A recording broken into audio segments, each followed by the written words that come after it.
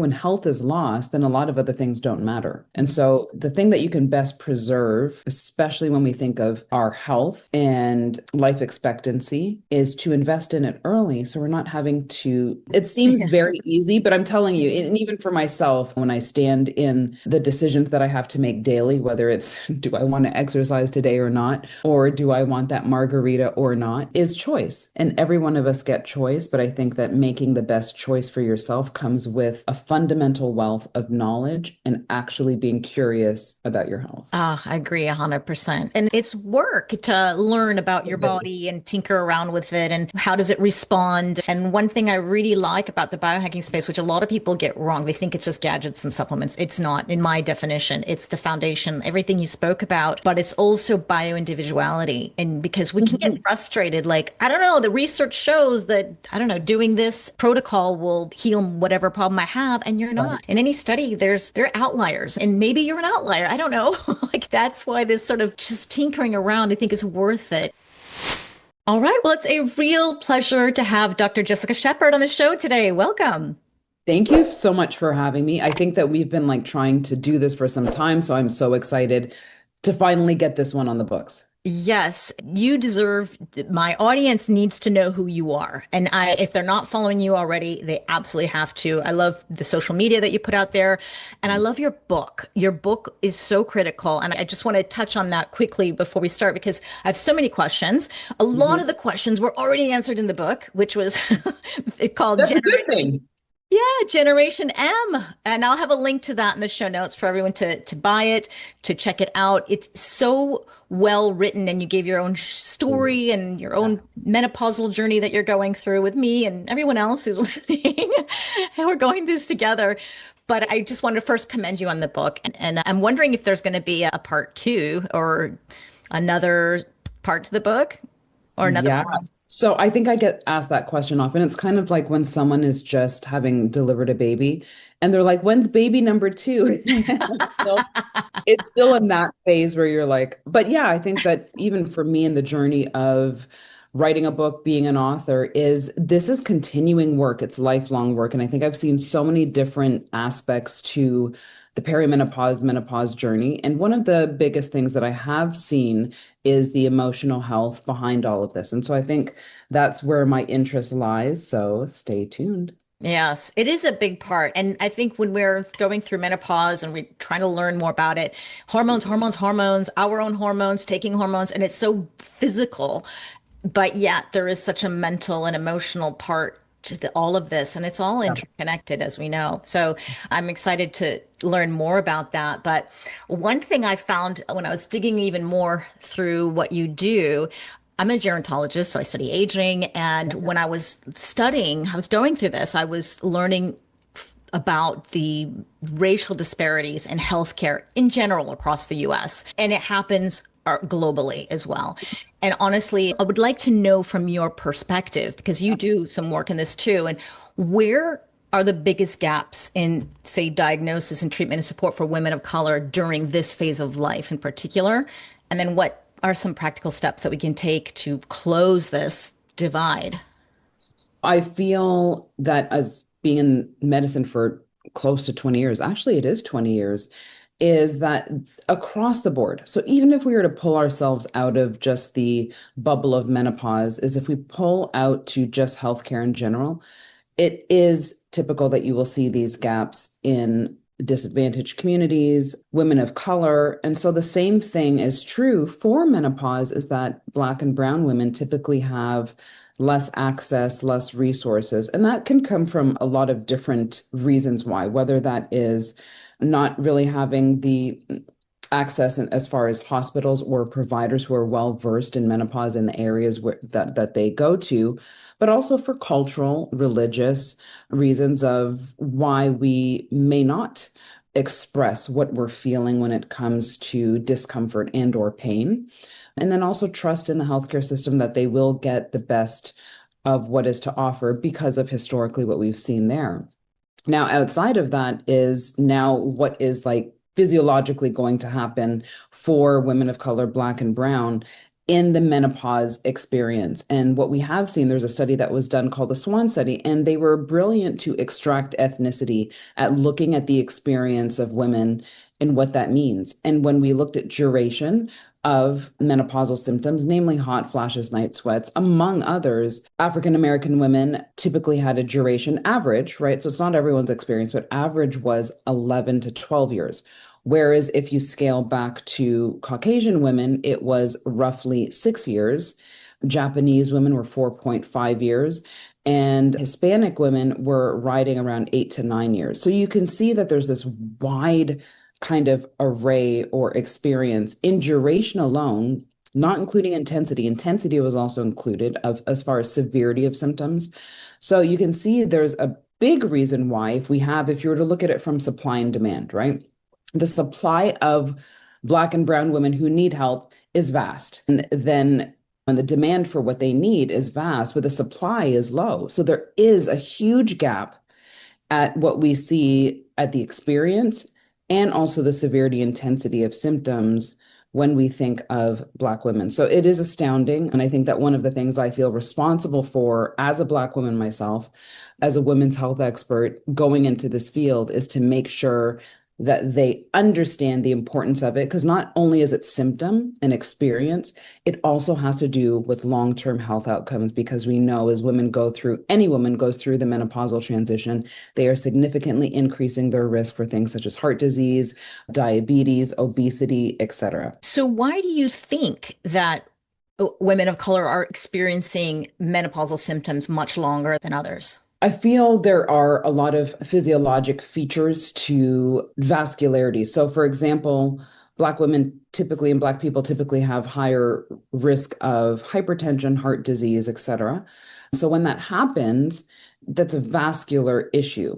And a lot of what we see in the symptoms of menopause have to do with vascularities or vascular issues. And so that is a reason why. But also, there are things that cause hot flashes as well. When we look at estradiol and how it impacts biologically a woman, or what the supply is, or how it impacts the target organs, right? Everything has to do with hormones. On when that hormone is released, what target organ is it actually impacting, and what is the response of that target organ as well? Mm. So, yeah, actually, women of color or just anyone of color are at higher risk for many of these diseases of aging. So, do you think it's genetic, or do you think it's social stress, or something else, or a combination? I will say that in medicine, it's never just one thing. And so I think that there is a biological DNA component of it, but also with environmental, such as foods, quality of foods, inflammatory foods that increase inflammation. And then also, I feel that pushing back on symptoms, on how you feel, also escalates that as well, right? Not addressing the symptom as it comes. So, yeah, there are a lot of different features on why this happens. Yeah, it's something that seems it has to be addressed at some point. If there's something that Mhm. we can do, whether it's food deserts, or it's nutritional, or it's Yeah. access to the healthcare, or it's the stress, or it's racism, there's so many things that can impact death by a thousand cuts. And I personally was shocked when I first heard about these kinds of Yeah. things, and it's still around. Like, come on, we better fix this. The other part of that is we have to do more research, right? Mm. This is where we do see the gap, and why a lot of times we don't know the answers, because we may not devote research study to just women of color. Or when we have studies, is to make sure that it's stratified evenly among races so that we can know the differences. And so that's a gap that we have to meet in research as well. Yeah, it's the research, absolutely. And I think, yeah, Mhm. it's a big can of worms, and needs to be addressed. Yeah. And it's interesting when we talk about health optimization, which I know you're very much into longevity and aging Mhm. and how to age better. And I'm in the biohacking space, so this is like next Yeah. level health, and if you need Yeah. money to like buy these gadgets or supplements or monitors or testing and access to the best healthcare, and it's just next level when we think, "God, wait a second, we got to like reel it in. Like, if we just need people Mhm. to be generally healthy, and that's Yeah. another gap that just needs to be filled and reeled in."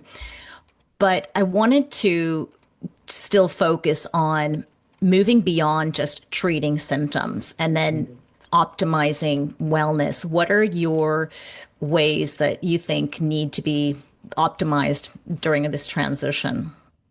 Oh, I love this question because there are so many different ways that it can be done and so many things that can be done. Let me take a step back and start with lifestyle, right? So, lifestyle, when we think of lifestyle medicine or the way that I implement how I see my patients, is the way that you live will be probably one of the biggest things that you can do for your health, right? So, those small everyday things, but it's also the hardest thing because when we want to make change with our behavior and pattern and habits, that actually is the hardest thing to do. So that can take a course of time and having patience with that change that you're trying to make. But the goal is the long-term outcome. And so when we look at it specifically for what you were just asking is how do I do things like optimize my health? Or when we look at metabolic health, improve insulin sensitivity. When we look at mitochondrial health for energy production, those things come in the form of sleep, right? How do we improve our sleep? How do we look at the nutrients that we're taking into our body and optimizing them in the sense that it doesn't always mean when we think of diet or nutrition that you have to exclude yourself from having something. It is looking at what are the best things for me and how can I shift kind of that importance graph and what are the things that I'm going to maximize and push up to the top versus things that maybe are not serving me that as well as they were in my 20s and 30s, a little bit further down on the list. And then when it comes to looking at metabolic health and the impact of glucose, looking at that as well as movement. So it's all these little different things that we need to kind of shift as we're going through the transition, which is why I try to have people understand what their health is and the investment in it in the 40s so that when they hit menopause, which is typically average age of 52, over the last maybe 7 to 10 years, we've been trying to shift our lifestyle so that when we hit that estrogen complete decline, we've already been instituting some really good, I guess you could say, foundational changes in lifestyle. Yeah, I always say longevity starts in childhood. And we know that because of adverse child experiences or things that have happened to us. But I also say, well, menopause also starts in childhood in the sense that Yeah. the earlier we start certain habits, then I think the better chances we have of a smoother transition. That's all we can Mhm. do because we can't eat our healthy way and still have all our hormones or something like that and keep them. Yes. No matter how healthy you are, they're going to go. But I do see that what women bring into menopause Mhm. is amplified, let's say. Yeah. So sometimes we blame it on the hormones, we blame it on hormones. I'm like, well, wait a second. We had some of these issues way before menopause.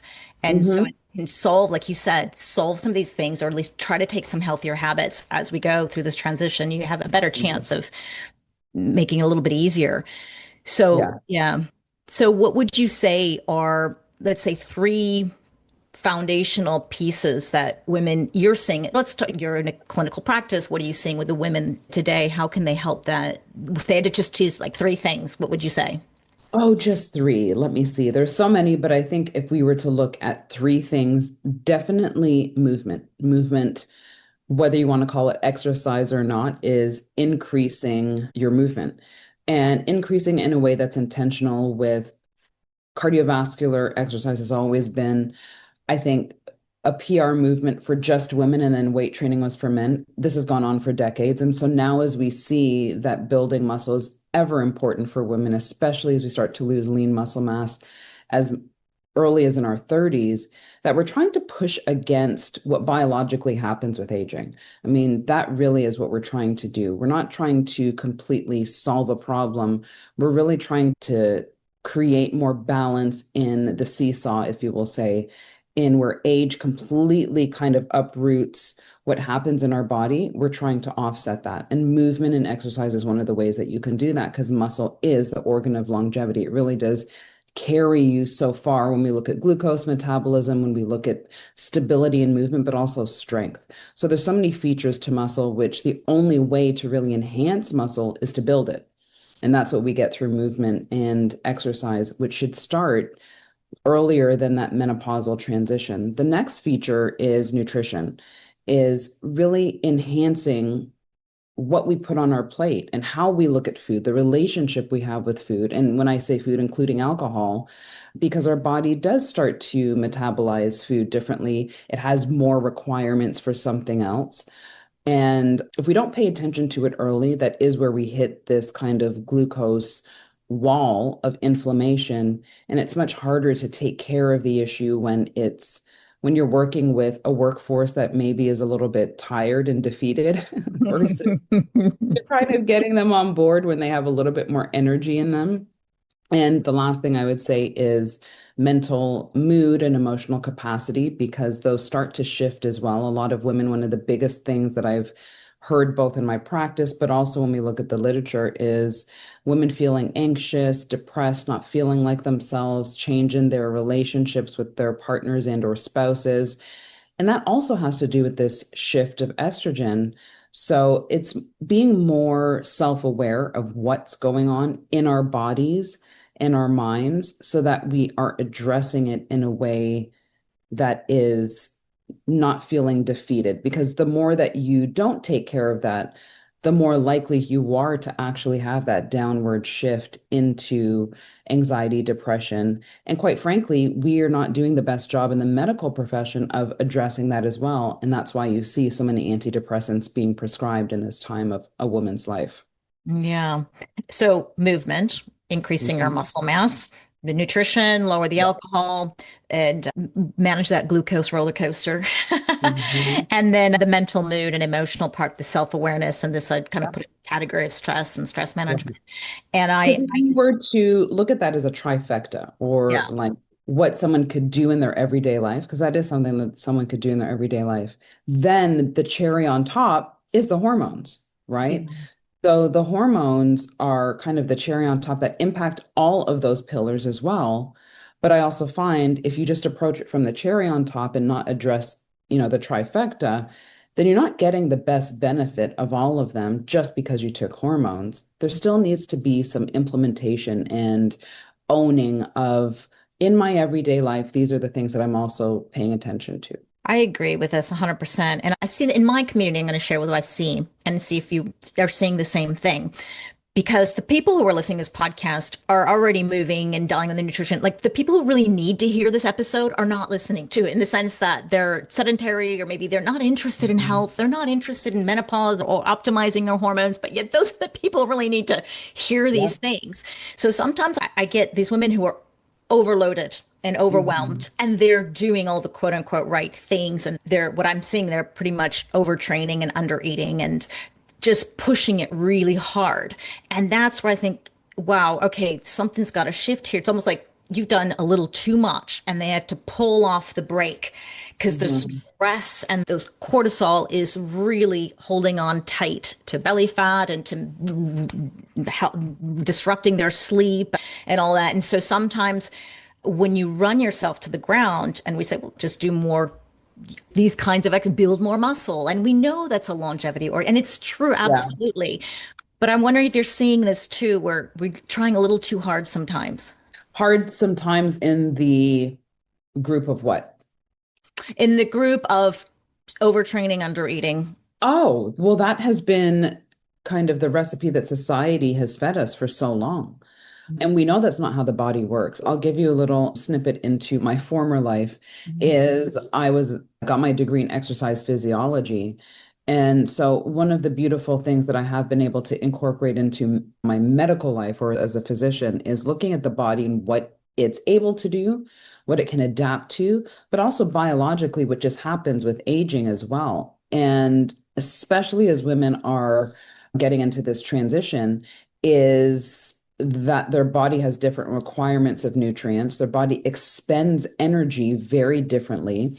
And the way in which we utilize or build energy and that kind of mitochondrial shift in sensitivity to oxidative stress is completely different.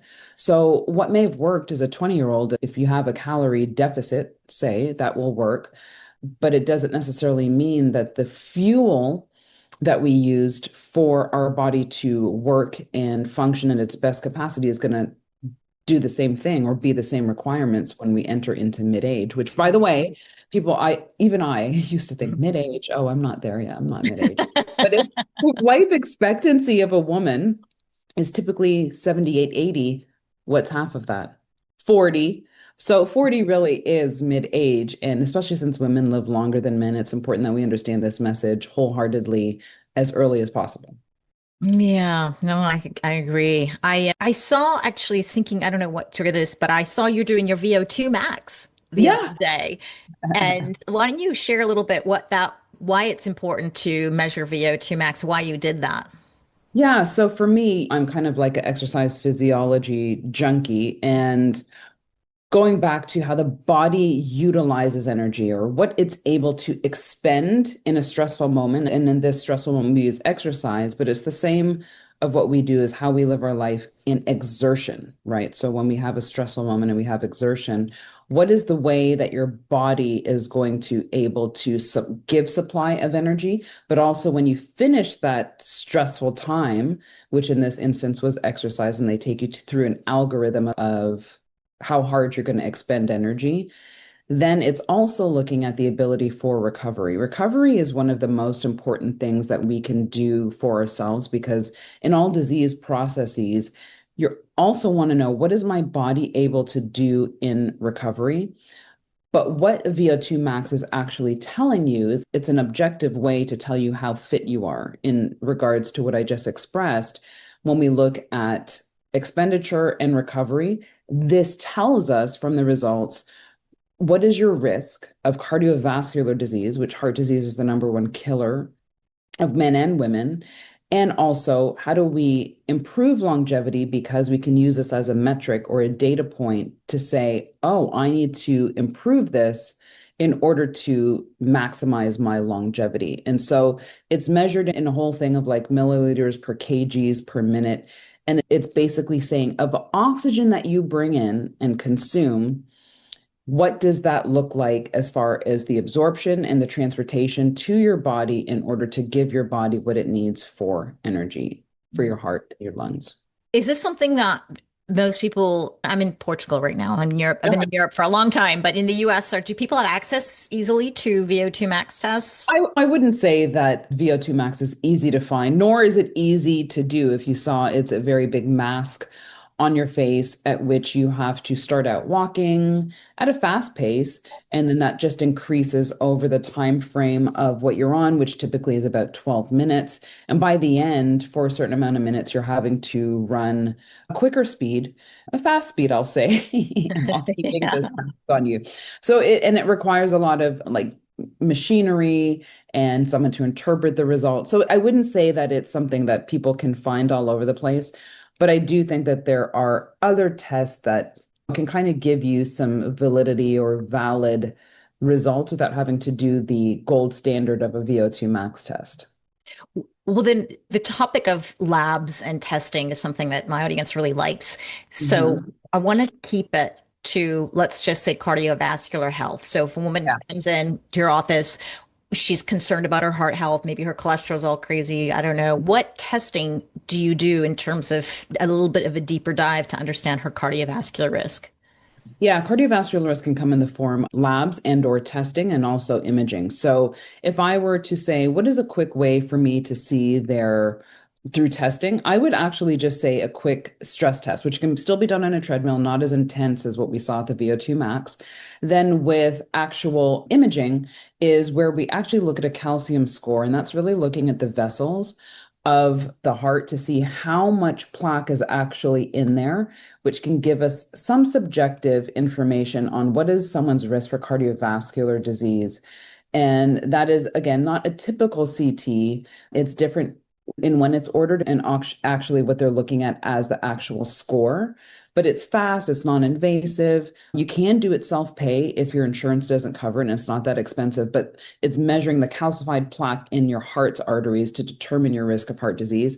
And then when we look at labs, I would say a lipid profile is always good, which is done fasting, but now we do have more testing that looks again at the quality of lipids that you have, and also some other biomarkers which are helpful, such as your lipo A, little a, and then also your CRP, your high sensitive C reactive protein, which is actually looking at inflammatory markers and inflammation, and then ApoB, which is your apolipoprotein B.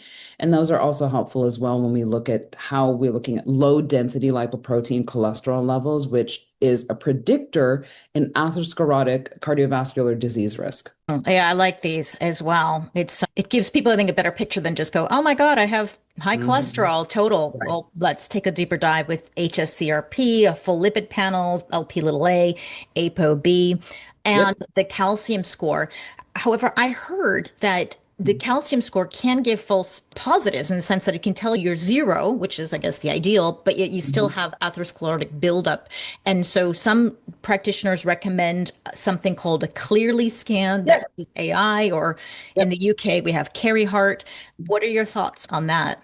I actually think that those are great tests. Those are a little bit harder to find. So it's kind of giving more easier things that are able for someone to walk in and have access to easily. But yes, clearly is another great way at looking at atherosclerotic risk.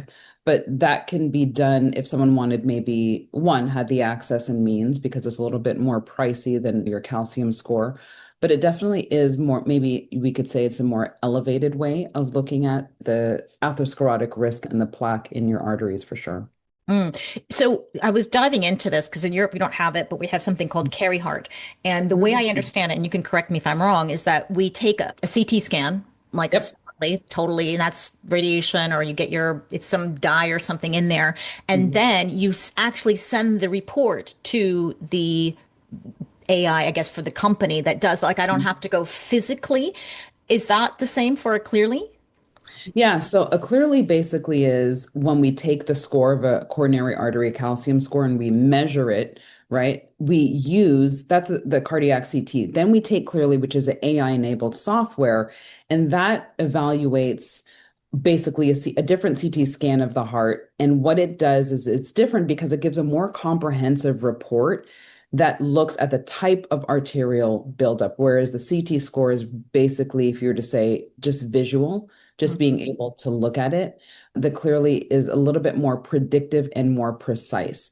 And so it uses an algorithm that has a 3D model of the coronary arteries, whereas a CT basically is not going to give you the generation of that type of view. And that's really the difference is when you're looking at what you're seeing, right? So the visibility is going to allow you to be more accurate and then therefore more sensitive and not having the outcomes that we talked about before, which is give us a false positive when we look at testing. Yeah, this is for people who need to like really dive deep. I mean, it's kind of like next level if you're really concerned and all It's, that. So it's I just, think it's a little bit of both because there are some people who are so into longevity, right? That they'll just jump the line and go to clearly, which is not wrong. It's just they want the best of the best as an evaluation tool so that they may skip the CT. But it is, again, for a practitioner who might say, let me start at all my patients at the calcium score and just see where we are. Because Mhm. you always will have your outliers who, like you said before, may not have the best reading or have a false positive, and then taking them up to the next level if that's needed. That's another way to look at it too. Yeah. And that's kind of pricey. I think here It it's is. about $700, I think, to get it. And I don't Yeah. think insurance covers it. Maybe No. it does if you have, no? Huh. Most, I would say, don't. When we look at the newer type of technology, especially in the longevity field, those are typically not covered in insurance plans. What I would say about longevity, it's a big buzzword right now. And I think that sometimes it may be off-putting because it seems so trendy. But how I look at health overall is health is when we look at the WHO definition of health is outside of illness, right? Mhm. So in order for us not to be ill, we really have to invest in the health side of who we are and how we show up. And the way that you can do that for each individual self is make the choice to invest or not. right? So those investments can come in form of, we talked about it a lot before, which is lifestyle changes. But when we do see testing that may not be covered by insurance, everyone has choice and everyone gets to decide how they want to utilize some of their resources. But when I see it coming to health, I really do feel that's such an important part of our lives that when it's lost, right? When health is lost, then a lot of other things don't matter. And so the thing that you can best preserve, especially when we think of our health and life expectancy, is to invest in it early so we're not having to be, it seems Yeah. very easy, but I'm telling you, and even for myself, when I stand in the decisions that I have to make daily, whether it's do I want to exercise today or not, or do I want that margarita or not, is choice. And every one of us get choice, but I think that making the best choice for yourself comes with a fundamental wealth of knowledge and actually being curious about your health. Ah, I agree 100%. And it's work to learn about your body and tinker around with it and how does it respond. And one thing I really like about the biohacking space, which a lot of people get wrong, they think it's just gadgets and supplements. It's not, in my definition. It's the foundation, everything you spoke about, but it's also bioindividuality. And because we can get Mhm. frustrated, like, I don't know, the research shows that, I don't know, doing this protocol will heal whatever problem I have, and you're Right. not. But in any study, there are outliers, and maybe you're an outlier. I don't know. Like that's why this sort of just tinkering around, I think, is worth it. And Yes, outliers and also even gender. I mean, when we think of when women were finally just added to studies was not long ago. yeah. And so there's still a lot in the health field that we actually maybe don't have all the right answers to because of how the research was done. And then we can draw that out to ethnicity. We can look at aging. Like think of the WHI, right? The WHI was a brilliant study in the fact of what they were looking as an outcome, right? Like Mhm. that was the best part of it is they were looking at cardiovascular risk. But they also didn't maybe have the best women in the study in the sense of age, health history, right? So we had smokers, we had people who were over 60, had been 10, 12 years out of menopause, which are all features which are going to increase inflammation, et cetera. So again, it's who is it for and how are we using that information is why longevity to me is useful and fascinating because we get to figure out where you are in that whole kind of line of health and figuring it out for yourself. It's an N of one sometimes, and that's okay. Yeah. We're going to have to wrap up. And I've got one question I really want to ask because some Yeah. people have always keep asking. They're so confused. And in your clinical practice, I'm sure you deal a lot with breast screening and Mhm. mammogram confusion. So, how do you recommend your patients to screen their breasts? Yeah, I have patients who come in are hesitant, don't want mammograms. I find that when we look at cancers, right, 1 in 8 women in their lifetime will have a diagnosis of breast cancer. And I feel that if that is the risk that we know, and we have a way to give us early detection, especially for a cancer, then again, it comes down to choice, but we also have that opportunity to minimize that risk. And one of those ways is through a mammogram. Some of the hesitation comes from maybe fear of radiation, but when we look at a mammogram in the scope of all things that we image, it really does have low risk of potentiating some harm to your body. Mhm. What's more harmful to your body is having a breast cancer that's not diagnosed and diagnosing it in late stage. And so, if you have an opportunity to do that, I find that everyone, one, has choice, but two, has the opportunity to improve their longevity or their lifespan. And three, have better knowledge and intention of how they're going to treat their body because they know early. And so, I start screening women at the age of 40. This is again typically when we start to see a very big shift in flux of estrogen and progesterone. So those hormonal changes, as in addition to aging, are going to increase our risk of breast cancer. And I find that the more information you have, the better decision you can make, the more time that you have to make decisions. And no one wants to be on the other side of now I have a late stage diagnosed cancer. And now we're really having to, again, I said it earlier, when you're in the picture of illness, i.e., cancer, breast cancer, life seems so much more different and we have much more decisions to make that may not always be the best decisions that we have in the time we had to make that. Yes, I see. There's the confusion and the fear, just like with HRT. I And think then, most of our ways that we do our life is based out of fear, mhm. right? What we will be willing to do or not is usually fear-based. Yeah. So that's why I encourage women to just read up, keep Yeah. reading, keep educating yourself, and then have that conversation with your own provider because they know your health history better than you and I do. We don't know you. So it's good to have that conversation and alleviate those fears or address them, find a way. But I think women should all somehow screen. Like I just don't be like a deer in headlights and have paralysis by analysis either. So have that discussion. But I'm gonna have to let you go. I can't believe the time has gone by so quickly. And before I let you go, I do want to ask you a little bit more if you have you're practicing now. If somebody wants to work with you, or how can they reach out to you? Yeah, so there's two different ways in how I meet patients and women today is through my practice. I'm here based in Dallas, Texas, but I have a telehealth platform where I see patients one-on-one. But I also have a community in called Modern Meno, and we're on Instagram at Modern Meno, where women can come in and build community, have videos, able to have webinars. And so that's another way is getting the best information through a way where it doesn't seem as maybe intimidating as a doctor's visit. So both ways through my practice, Sanctum Med and Wellness, which is telehealth based, and then also with Modern Meno, which builds community and allows women to really see themselves amongst others. And I think that's one of the best ways that we can reach women is in community. Oh, that's great. Why am I not in this community? Yes. Well, I will say you were not late to the game because it's always been there kind of in the background of who I've been. And just this year in 2026 is when we formally launched. So Oh, you were okay. not late to the game.